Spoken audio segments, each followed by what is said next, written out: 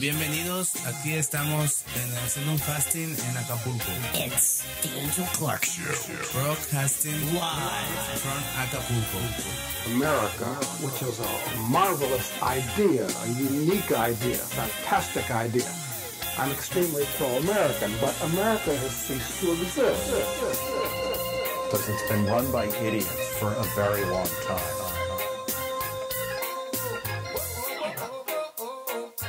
Frankly, it seems to me that the U.S. has been going downhill in all important regards for many years. It's just a question of when we pick our start point. But at this point, I would say socially, definitely financially, definitely economically, politically, there's problems all the way around. So where's it going to end? That's what we're asking. Increasingly, the U.S. is sectionalizing where people that live in Ecotopia in the Pacific Northwest don't have an awful lot in common with the people in southern Florida. For all those looking to kick the habit of mommy and daddy government, it's the Angel Clark Show.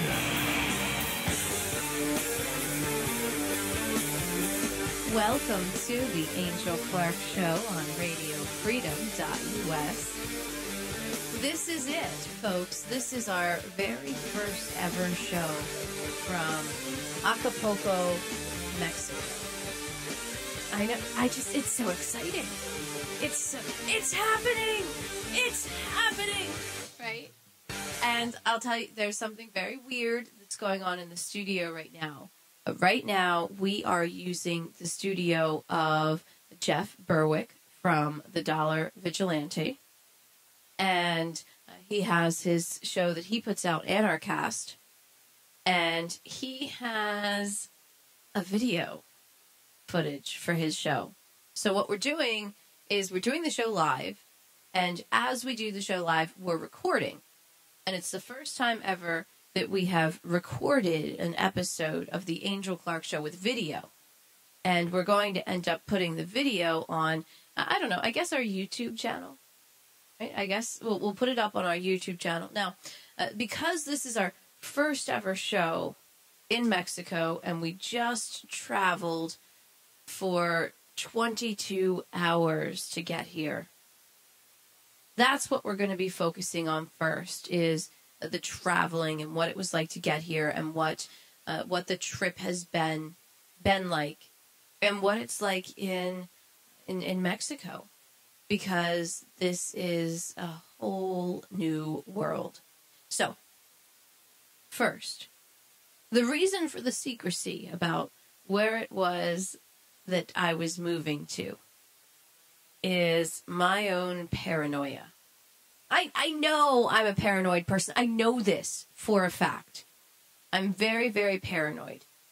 And I had this fear that the United States government, the TSA, wouldn't let me leave the country because I'm an anti-government activist and because my family is from Syria.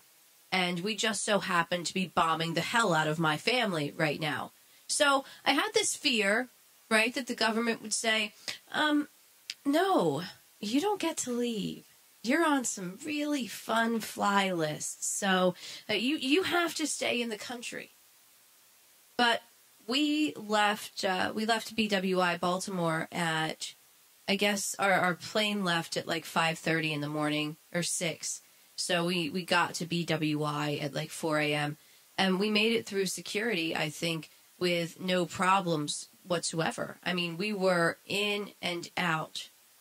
And, we had a few layovers, but ultimately the flights down were not a problem. I mean, it was not an issue at all. And I was expecting some crazy kind of culture shock, right? So, like, we got off the plane, and we got off the plane in Mexico City, and we had been warned by Jeff Berwick, and Berwick said, all right, well, when you get here, there could be some riots in the streets. People are protesting against the government in Mexico City right now. All right, man, that's cool. They're anti-government. I like that attitude. We can deal with that. And then a few hours later, he says, oh, by the way, you might be coming in smack dab in the center of a hurricane. Well, I actually like hurricanes. We've talked on the show before. Famous Dave, my producer and significant other, whenever there's a hurricane, we go out and we go to the beach during hurricanes because we're kind of weird. So we were actually looking forward to the hurricane. There was no hurricane. There was rain. There was a lot of rain. So we got into Mexico City, and we saw this huge line of people at customs, right? It turns out the line of people at customs were people leaving the country, and we made it into the country with them just checking one suitcase. We had like 2 big suitcases and 2 computer bags, and they just checked one suitcase, and they were like, all right, you're good to go. Now, on the plane coming into Mexico, they had said, all right, now here's your immigration forms, right? This is the paperwork that you have to fill out to get into the country. It wasn't like, oh, we had to fill out a ton of paperwork 6 months in advance to come in. It was like, you fill this out on the plane, you hand it to the people in the country, and then there you go, you're inside the country. So we filled it out on the plane, and we handed it to the people at customs and security and letting us through. And there was a line on there that said, hey, so how long are you going to be in the country? How long are you going to be in the country? And normally it's like, 2 weeks or something. We just left that line blank. Not a single person asked us about it. Not a single person said, hey, you left this line blank. How long are you going to be in the country? How long? No one asked. We just rolled right through. And now here's one other thing about leaving the country, right? Ebola. So I happened to be lucky enough to get a cold 2 days before we left the country. And that is because I'm an idiot. And I decided that I wanted to go for a walk, like the day before we left the U.S. And it was raining. And I'm like, look, it's probably going to be our last chance to go for a walk in the rain in the United States, because I don't ever want to come back. And Famous Dave said to me, you're probably going to get a cold. I'm fine. I'm not going to get a cold. It's like 65 degrees outside. I'm not going to get a cold. Yeah, I got a cold. By the time we got on the plane in Baltimore, I was sneezing. And if we had chosen to leave from Philly or from Newark Airport, 2 other airports that we could have shipped out of that were right next to me, they would have screened us for Ebola leaving the country. Do you know when we got here, they handed us these little flyers, right? They were like, it was like an Ebola warning. Right, so it was like, this is what, if you get Ebola, man, this is how you know. This is how you know. But other than that, no one said a word to us about Ebola. Not a single word. Now, leaving the country, my mom was my mom is a registered nurse, okay? She worked in the ICU for like 20 years. Right now she's in PACU, I think she's in recovery. So someone has surgery and she's the person that takes care of them, giving them one-on-one care afterwards. And I always thought that my mom was very rational. Now, she is a typical American, meaning she believes everything the government tells her, and then some. She's actually a totalitarian. And my mom was terrified that we were going to get Ebola coming down here. Mom, we're not going to get Ebola. Well, listen, sweetie, I just don't know, sweetie. I mean, you need to be really, really careful. When we left, do you know what she said to me? This could be the last time I ever see you again. This could be it. I don't know what's going. This could be the last time I ever see you again. And she was serious. I had to laugh in her face. I couldn't help it. I mean, I've Skype chatted her already with video. She's seen me already. All right, we have to step away for just a moment. Wait until I tell you all the craziness that's going on down here. The Angel Clark Show will return. Chuck Graham, state senator's here. Chuck, stand up. Chuck, good to see you. This is the Angel Clark Show. Your trusted source for the liberty impaired. Be part of Angels of Many. God love you. What am I talking about?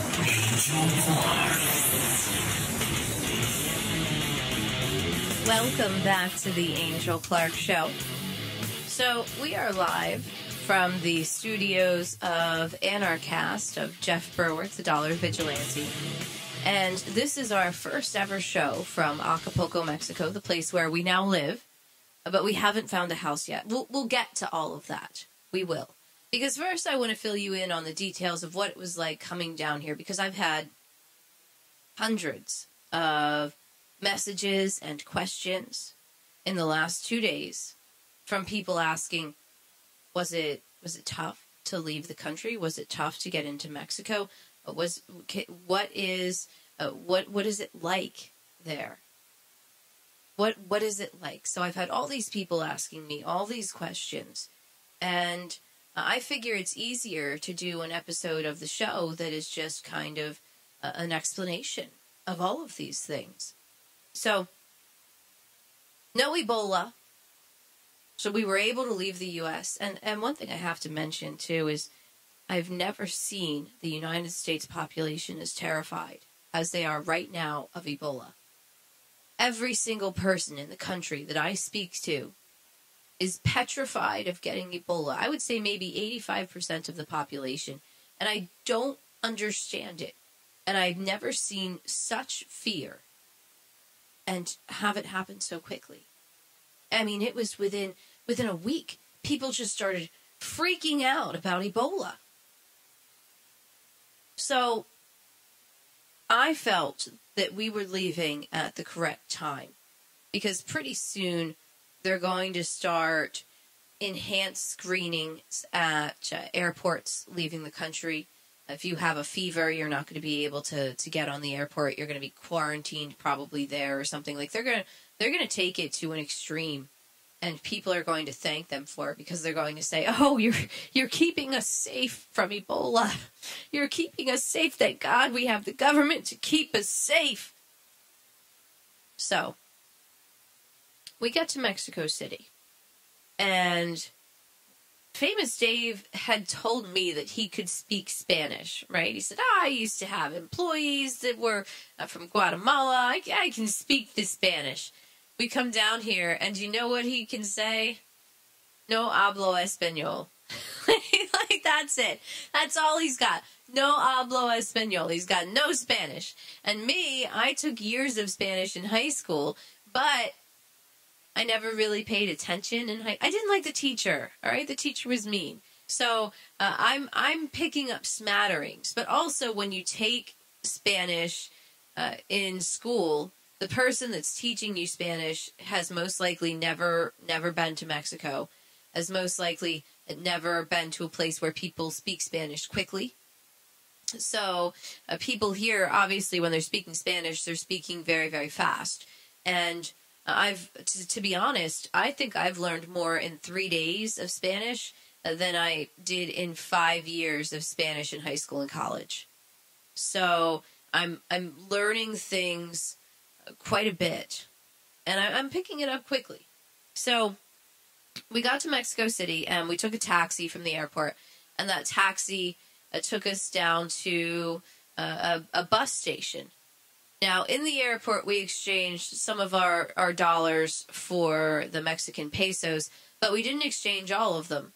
And that was a mistake, because it turns out no one here wants dollars. No one wants dollars. These people know enough to know that they don't want the United States dollar. So we're going up to people, and we're trying to buy, bus tickets to get from Acapulco, or to get from Mexico City to Acapulco, and we're saying, Dolores, right? Do you take dollars? No. Everyone says no. We could only find one person in this huge bus station that had, maybe 25 places in it? There's only one person who's willing to exchange dollars for pesos there, and he looked like he was doing me one hell of a favor. And I'll be honest with you, I think he was. So we had to, right now we've still got a bunch of dollars in our pockets, so we have to go and exchange things. But so we get to Acapulco. We take a bus down from Mexico City to Acapulco. And this bus, all right, it was around $45 a person to take this bus. And we get onto this bus, and the bus has 12 seats. But it's the size of a regular-sized bus. Do you know why it has 12 seats? Because every seat is like leather and a reclining lazy boy chair. They brought us dinner on this bus. We had personal TVs on this bus. For a 5-hour bus ride. It was, I mean, if you've ever been on a Greyhound bus, Greyhound is like a school bus compared to these things. Famous Dave said he thinks it was the nicest bus he's ever been on in his entire life. So, we hop on this bus and we come down to Acapulco, and Berwick has someone pick us up at the bus stop. And the first place we go to, I'm just going to say it, all right? The first place that we go to is a go-go club. Now, me, you know, I'm like, what's the difference between a go-go club and a regular club? And he says, oh, the go-go club, it has girls. Oh, okay. All right, we're going to a strip club. I get it. I'm fine with that. Now, I haven't been to a strip club. I hadn't been to a strip club in a very long time. Because, I don't know. You know, I've been married for almost a decade at this point. I've got no problem with strip clubs. But I just hadn't, you know, it wasn't my chill spot. But we went to, like 7, 8 of them? 10. Famous Dave says we went to 10 of them. Now listen, here's what Dave, so we go into these clubs, right? And we get some vodka. Now, I like cherry vodka and Red Bull. So does Dave. So we're like vodka and Red Bull, right? Vodka and Red Bull. Well, they bring out a bottle of vodka that's sealed. And then they shine a little flashlight on it so that we can see that it's sealed. And we can see what country the vodka came from. And then they open it up for us and they start pouring the drinks into our glass. You can smoke inside all of these places, by the way. You can smoke cigarettes. And my mind was blown. Like, when I got drunk that night, I started going outside to smoke, and everyone's laughing at me because, like, it's just in my head, right? You go outside to smoke. That's what you do. You have to go out. No, not here. Here, you don't have to go outside to smoke. You can, not only do you smoke inside, but the waiters come up and they light your cigarettes for you, right? Like, they get mad if you light your own cigarette. In fact, you smoke half of a cigarette and then they change out your ashtray and bring you a new one because they don't want your ashtray just sitting there with ash in it. All right, we have to step away for just a moment. The Angel Clark Show will return. Your trusted source for the liberty in bed. For the best liberty-oriented talk. LRN.FM. I like to think of Jesus like with giant eagle's wings and singing lead vocals for Leonard Skinner with like an angel band. And I'm in the front row and I'm hammered drunk. I like to picture Jesus as a ninja fighting off evil samurai. I'm gonna jack up on Mountain Dew. My friends and I skipped school. We filled up a cup of pee and tried to get our neighbor's dog to drink it. But he wouldn't. The law doesn't apply to us. Sweetheart, go get me a beer, please. What are you looking at me for? I'm not a bottle of gin bang. You're the internet equivalent of an old person riding around with their turn signal on. Come on. I like to picture Jesus in a tuxedo t-shirt because it says like, I want to be formal, but I'm here to party too. I like to party, so I like my Jesus to party. This is the Angel Clark Show. Welcome back to the Angel Clark Show. This is our first ever show live from Acapulco. And I have to tell you, this place is amazing. It is unlike anywhere I have ever been. So, we're telling the story about what it was like our first night in Mexico. Because we had just traveled. It took us 22 hours of traveling, right? We left our house at 2 a.m. Our old house. No longer our house. We left our old house at 2 a.m. and we arrived in Acapulco at 11 p.m. local time, which is the same as 12 a.m. So it was about 22 hours. And the first thing we did was we went out. And I had told Jeff Berwick from Anarchast and the Dollar Vigilante, I had told him that my mom kept saying it was so dangerous in Mexico. Every time that we talked to someone about where we were moving to. But it's so dangerous there. It's so... Why would you... It's so dangerous in Mexico. Now look.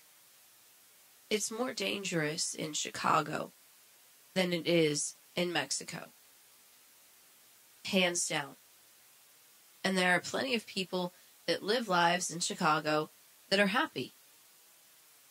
It's more dangerous in Delaware than it is in Acapulco, Mexico. The place where we are right now is just absolutely amazing. Everyone has been super kind. Everyone has been so nice. Everyone has gone out of their way to be kind and nice to us. And so we're sitting here in one of these clubs, and there's a band on stage playing. Now, at this point, I think it's around 5 o'clock in the morning. And we are on maybe our second or third bottle of vodka, right? Good times were had by all. And Famous Dave sees a drum set on stage. Now, one thing that Famous Dave was upset about leaving behind for the time being is his drums. We also had to leave the bass behind, and the cat is going to be shipped down to us in a few weeks. So, but we had to go through all kinds of crap to make it so the cat could come down. Do you know, in order for the cat to leave the country, you have to pay like hundreds of dollars to a vet to get an international health certificate. There are very few vets that actually have the license to give your animal that international health certificate because they have to pay an arm and a leg to the United States government in order to do so. It's only the U.S. that this applies to, the animal leaving the country from the U.S. If you take the cat from Mexico to Ecuador, it's totally different. So, 5 a.m. in the bar, and Famous Dave has just left his drums behind. And he just doesn't know what he's going to do. He's sad about leaving his drums. So he hops on stage at the bar. And he takes the drumsticks and he just starts beating the crap out of... No, first he plays the bongos, all right? First he gets up on stage with a strange band and starts playing their bongos. And then he starts playing their drums. Now, if you're in the United States and there's a band on stage being paid to perform, and you go up there and you start playing their instruments, you know what's going to happen, right? Someone's going to call the cops. The bouncer's going to come. He's going to kick you out of the bar. And you're going to end up spending the rest of the night in a cage. They actually got mad at Famous Dave when he stopped playing. He says it's because he's that good. But I think it's because, well, they're just a happier people here. So there are a few different things that we've learned so far, right? Now, when we went to the beach, and one of the strippers that we were hanging out with, she told us this was going to happen. You go down to the beach, and the people are going to see that you're white people, and they're going to flock to you. They sell trinkets on the beach, right? So they're going to come up to you, and they're going to try and sell you little souvenirs. And they're going to be very aggressive about it because you're there and you're white, so they're going to assume that you have a lot of money. Now, Famous Dave and myself, we don't have a lot of money. In fact, this is crazy. Right? This is absolutely crazy. We came down here, and we decided we wanted to do it a certain way. And so what we're doing is we came down here with $500 US. That's it. $500. And we're going to, everything that we've done so far has been with less than $500. And, I mean, we still haven't found the place where we're going to live. But the place where we're going to live is most likely going to be around $400 a month. So we're going to kind of record just about everything that we're doing and making it so that everyone can see how easy it is to leave and how affordable it is to leave. When I said I was leaving, my little brother sat me down. My little brother, younger brother, sat me down and he had a chat with me. Now listen, I don't like you going down there with only $500. I really think you need to save up like $2,000, $5,000. You need to save up $5,000. And then I'll feel fine with it. Then I'll feel comfortable with it. Then go and live free to your heart's content. But until you save up that $5,000, you shouldn't do it. But here's the thing. If we waited until we had $5,000 saved up for this trip, we would never have made it. Because it's so expensive to live where we were living, and paycheck to paycheck is how a lot of our friends live. So we want to show everyone that you can do this very affordably, as long as you make your money the right way. Because if you come down here and you try and find a job down here, that's very difficult. Very, very difficult. There aren't a lot of jobs down here. But let's say you make your money on the internet, which many of you should be doing. We have a bit of an industrial revolution happening again with 3D printers, and pretty soon manufacturing jobs are going to be gone. Completely gone. Out the window. Who wants to sit here and go to a store and wait in line for 4 hours so that they can get a smartphone when you can print one out from a 3D printer? Within 5 years, the way that we purchase things is going to change. So what that means is the jobs available to you are going to change. So it's going to be very important to have alternative means of income. And thanks to us, I mean, we are able, in fact, we were able to have an alternative mean of income. So we were able to leave the country and not worry about where it is that we're getting our money from, because we know how much money we make, and it's not changing no matter where it is that we are. All right, we have to step away for just a moment. The Angel Clark Show will return. The Angel Clark Show.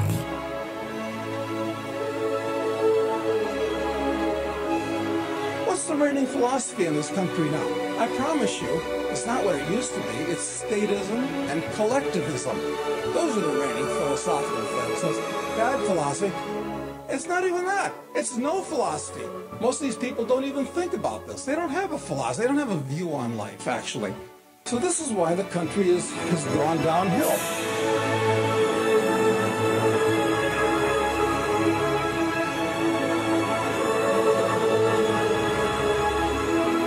Your trusted source for the liberty impaired.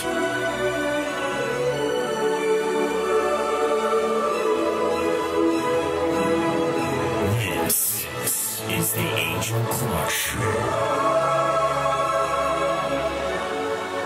Welcome back to the Angel Clark Show. So, Acapulco. All in all, it has been just amazingly beautiful. Absolutely unbelievable. So, what we've done is we've gone around and we've started looking at places to live. And it looks like we should be able to get a place that is a 3-bedroom place, hopefully with a pool, for around $400 a month. And what we did yesterday was we went around and we looked at the different areas where we could potentially be staying. Now, let's say you have $400 a month in the United States that you're trying to find a place with, right? Trying to find a home with $400 a month. You know what? You're going to be in a neighborhood that's not very safe. You're going to have maybe 1 bedroom. It's more likely it's just going to be one big open space. well, not a big open space, but just one open space with like a bathroom tucked in the corner that you're lucky if you can find a door on that bathroom. Probably not a kitchen. Probably not a washer and dryer. Not a parking spot. Definitely not a garage. Here, it's a whole different story. Here, with $400 a month, you can find a place that will cost you around $1,200 to $2,800 in the U.S., depending on what city it is in the U.S. So, the places that we have been looking at have just been, they're gorgeous, and the view here is like nothing I have ever seen. We went up to one area where they're building houses, and the guy who was showing us around, he said, well, look, I know you want to rent at first, but you know how much it costs to build a nice house here? How much? How much, man? You can have a nice house for $5,000. What? $5,000? Yes. You can have a nice house for $5,000 US. I don't believe you. Show me where I can build this house. So he takes us to where we can build this house for $5,000. And the view is the most beautiful thing I have ever seen in my entire life. The view is just, it's $1 million view. But you can own that view for $5,000. Now see, again, very, very important. I don't have to find a job in Acapulco because I already have a job. I have this radio show, I have my websites, and I narrate audiobooks. Oh yeah, we just had another book go for sale right now. Who, What, Where, When, Die, an Avery Shaw mystery. And that one is actually quite fantastic. It's about a reporter who despises cops, who has someone threatening her life. And you can find it right now on Audible. I think it should be on iTunes and on Amazon within the next maybe 24 hours. But, so I already have ulterior incomes. I've already got other incomes. But if you are considering coming to a place like this, if you're considering leaving the country, there are a few different things that you can do in order to make money outside of the country. Having an income on the internet is always a good way to go. And there are a bunch of different ways that you can do that. You could do, for example, social media for a company, and you don't have to be anywhere near them to run their social media sites. And it doesn't take a lot of work to run social media. It does take some know-how, but not too much work. Also, if you speak English, you can teach English. And there are a lot of areas where they have very high demand for English teachers. So you could potentially go just about anywhere in the world and teach English. But then you're still going to be making the same wage that everyone around you makes. And in an area like this, it will make it difficult. But let me give you some examples of price differences, right? So when we're looking at price differences, it is 130 pesos for a pack of cigarettes. Now, that 130 pesos it's for a pack of cigarettes that's maybe $15 in the U.S. Now, it's a 13-to-1 ratio, so you're paying about half price. When you get gas here in Mexico City that we saw was like $1.80. Now, obviously, that's cheaper than it is in the United States. In fact, was there anything that we saw that was more expensive? I don't think so. Everything that we saw was much, much cheaper. Not to mention, highlight, right? Just about everything is open 24 hours. Just about everything is open 24 hours. And so let's say you're walking down the street and you feel like, I don't know, you want to grab a beer, right? You go into a gas station, you buy one beer. You don't have to buy a six-pack. You can buy one beer. And then you can just walk down the street drinking that beer. I don't even know. It's going to be very difficult, I think, to adjust to seeing people being able to do what they want and living free and living happy. It's going to be a very, very big adjustment. Oh, and then there's this event coming up in February, Acapulco. And that's something that Berwick from Anarch House and the Dollar Vigilante, it's an event that he is planning on organizing. And I'll tell you that it looks like it's going to be amazing. It looks like it's going to be fantastic. It's going to be right on the beach in Acapulco. And I went and looked at the area where it's going to be, right? And I started taking pictures. The beach here is the most beautiful thing I've ever seen. It is gorgeous. The sand is just great, and the water is clear, and it's warm. The water was like 75 degrees. And, you know, I'm used to the East Coast, where the water is filthy and disgusting. And, I mean, there were people that were snorkeling maybe 5 feet off the beach yesterday when we went. It was absolutely gorgeous. It was like nothing I've ever seen before. I've seen things like this in pictures, but nothing like it here. Oh, yeah, and no Joe Biden, of course. No Joe Biden. Joe Biden has never touched this beach, as far as I know. Let's hope it stays that way. So we have all these stories that we still want to share about, say, for example, driving in Mexico. Because, oh, man, this is like heaven for Famous Dave. If you're a regular listener of the show, you know that Famous Dave, my producer and significant other, despises red lights. He hates them.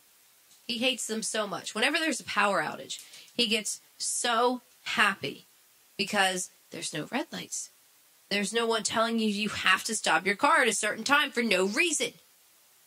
Well, here, if you stop at a red light, you're holding up traffic, and the cars behind you start honking at you, telling you, get moving, man. Look, there's no one coming. What are you doing? Move already. Move it. I've got places to go. I don't care if it's 4 a.m. I need to get out of here.